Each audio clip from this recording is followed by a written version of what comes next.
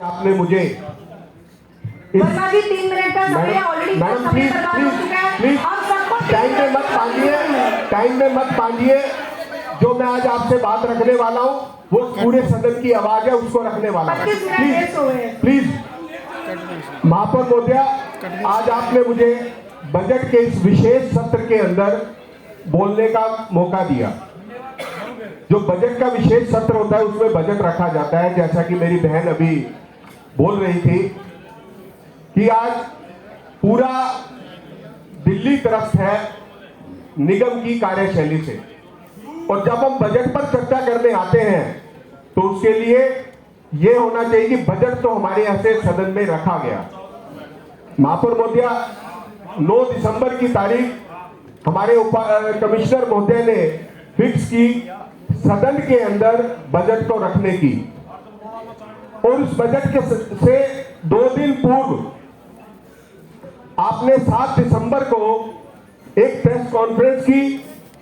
उस press conference में आप थे, आपके डिप्टी मेयर थे, आपके लीडर ऑफ हाउस थे, और आपने एक बात की थी। उस बात को आपको याद दिलाना चाहता हूं कि आपने ये कहा था कि आज दिल्ली के अंदर दिल्ली नगर निगम में एक पढ़ी लिखी सरकार है, और पढ़ी लिखी सरकार कमिश्नर के बजट को नहीं मानती है। ये अधिकारियों के द्वारा बनाया गया बजट है, ये हमारा बजट नहीं है।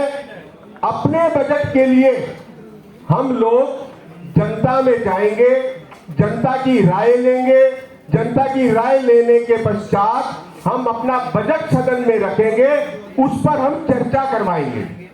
महापौर महोदया, ये तो आपकी 7 दिसंबर की बात थी।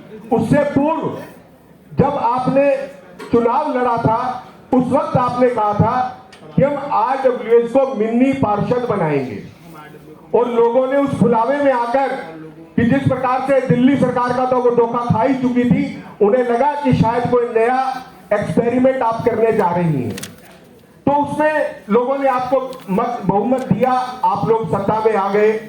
और आपके उस प्रेस कॉन्फ्रेंस के बाद जब बजट रखा गया, उस दिन भी हमने पूछा कि आप इस बजट को डिसोन कर रही हैं या ऑन कर रही हैं, तो आपने कहा नहीं, हम डिसोन कर रहे हैं।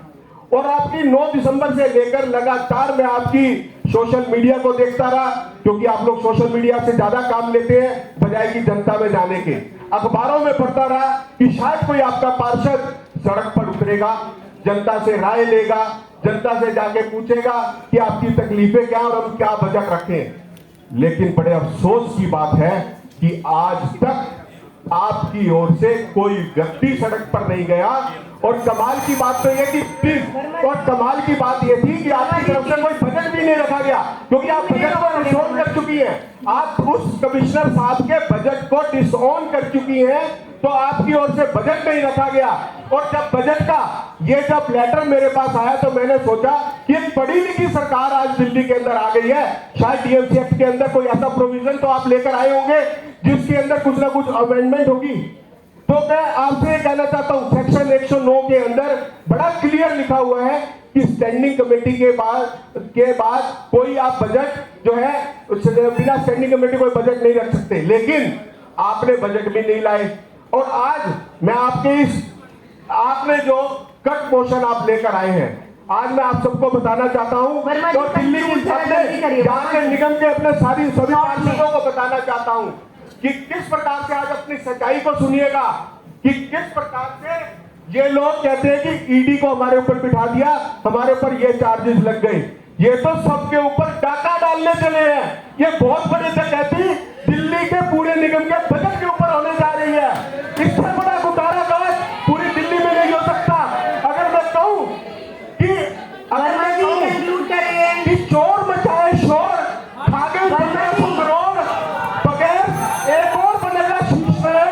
और तो मैं बताना चाहता हूं कि आप लोग एक बार कट पोषण वाली फाइल को देख लीजिए। ये देखिए,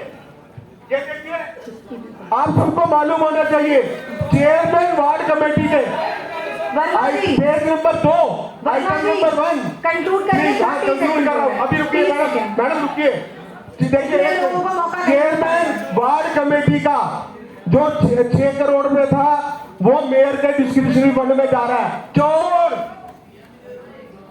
और ये खा गए। देखिए अब उसके बाद जो 60,000 भी उनकी नजर थी लीडर ऑपोजिशन के, वो भी उन्होंने अपने डिस्क्रिप्शनरी फंड में ले लिया। सैलरी ग्रुप बी की 1 करोड़ 2 लाख की, वो भी जो है मैडम ने अपने फंड में ले जाने की कर रही है। और इसी प्रकार से जो सैलरी बी ग्रुप की 3 लाख थी, वो भी मेयर के फंड में जाने जा रही है। इसी प्रकार से जो रीसेटलमेंट कॉलोनी का जो पैसा था 10 करोड़ रुपया, वो भी मेयर के डिस्क्रिप्शनरी फंड में जा रहा है।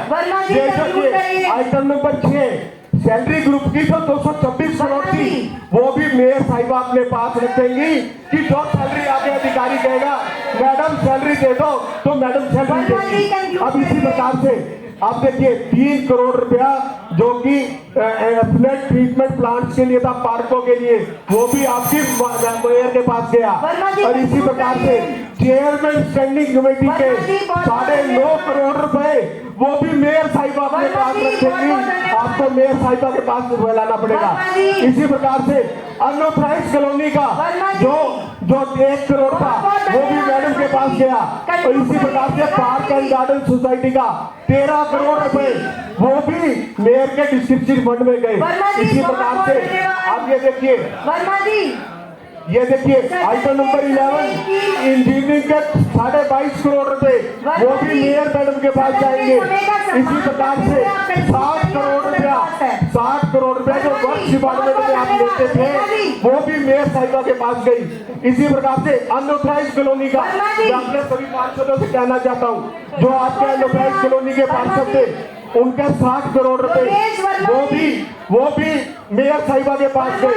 इसी प्रकार से अर्बनाइज्ड विलेज के 17 करोड़ रुपए, वो भी मेयर के फंड में गए। इसी प्रकार से अर्बन रोड के 9 करोड़ रुपए, वो भी मेयर सबके फंड में। और इसी के साथ मैं आपको और बता दूं, संवैधानिक संस्थाएं स्टैट्यूटरी बॉडीज के साथ ग्रामीण बोर्ड के, वो भी मेयर मैडम ले रही है, मेयर मैडम खाएगी वो। अब देखिए chairman education committee, chairman horticulture, chairman engineering, chairman health, chairman dam, chairman rural, ये सारा पैसा भी मैडम के पास गया। अब इसी प्रकार से हॉर्टिकल्चर का और सीधा बी ग्रुप की सैलरी का 500 करोड़, वो भी मेयर मैडम के पास गया। अब कमिश्नर की बारी, जैसे मेरे भाई ने कहा था राजेश पाल जी ने, की भी पावर को लेना चाहती है के पास गई। और आज सब कुछ ऐसे कर क्यों रहे हैं, आज आप बात कर इसी प्रकार से जो 500 करोड़ 5 करोड़ रुपए था, शोर बचाए शोर, आज 1500 करोड़ एक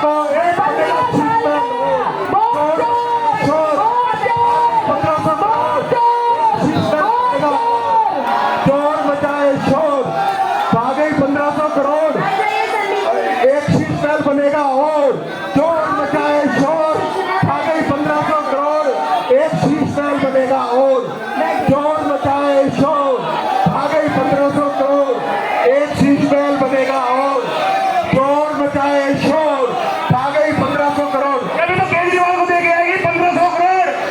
बैठे चोर मचाए शोर, आ गई 1500 करोड़ एक शीट मेल बनेगा। और चोर मचाए शोर, आ गई 1500 करोड़ एक शीट मेल बनेगा। और चोर मचाए शोर, आ गई 1500 करोड़ एक शीट मेल बनेगा। और चोर मचाए शोर,